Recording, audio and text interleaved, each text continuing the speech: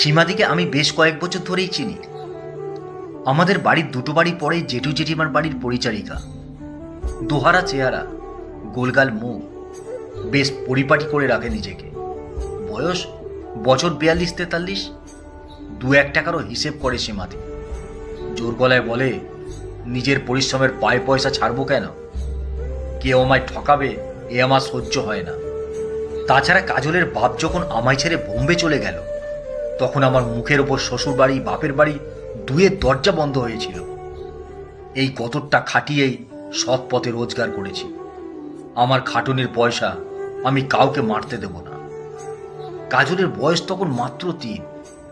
সেই থেকে মেয়েকে আমি মানুষ করেছি।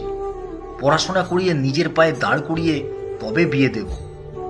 সীমাদিকে বেশ কঠিন স্বভাবের মহিলা মনে হয়। নিজে অডেল দুঃখ পেলে অন্যের দুঃখে আর মন তেমন কাঁদে না বোধ হয়।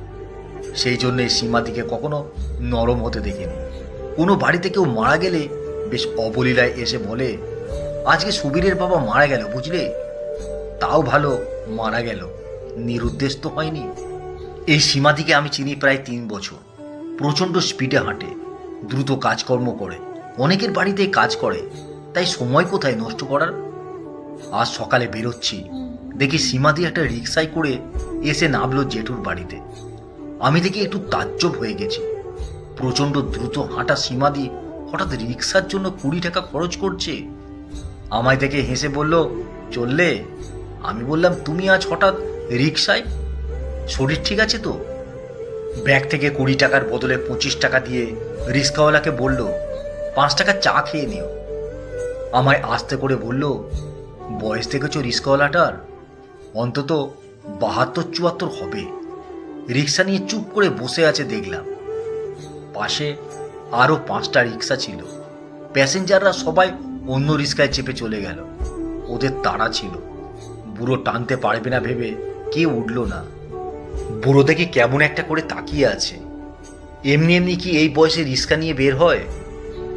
আমার মনের মরণ দেখে কষ্ট হলো, তাই চেপে পড়লাম। গেল সকালবেলা গচ্ছা। আমি বললাম, কিন্তু সীমাদি, কেমন একটা ফিলিংস হচ্ছিল বলো। এই 5 মিনিটের রাস্তা তুমি রিক্সা করে এলে, তাও কেন? অন্যকে একটু সাহায্য করবে বলে। ভেবে বলো, নিজের খাটনির টাকায় অন্যকে সাহায্য করতে তোমার আনন্দ হলো না হলো না? সীমাদি হেসে বলল, অত লেখাপড়া জানি না বাপু, অত বুঝি না। তবে তুমি এখন বললে বলে বুঝলাম। বেশ আনন্দ হলো কিন্তু। আমার এটুকু করার ক্ষমতা আছে ভেবে। আবার ছুটতে শুরু করলো সীমাদির দৈনন্দিন চাকাটা। ছুটে ঢুকে গেল জেঠুর বাড়িতে। আমিও ছুটলাম, মাঝে এক টুকরো সুখ কুড়িয়ে নিলাম। আপাতত বরফের পাঁচিলের আড়ালে শীতল জলের ধারাটা যে রয়েই যায়, সেটাও হয়তো বুঝলাম সীমাদিকে দেখে। দৈনন্দিন জীবন বড্ড বৈচিত্র্যময়। শুধু মাটিতে পা দিয়ে হাঁটলেই এদের নাগাল পাওয়া যায়।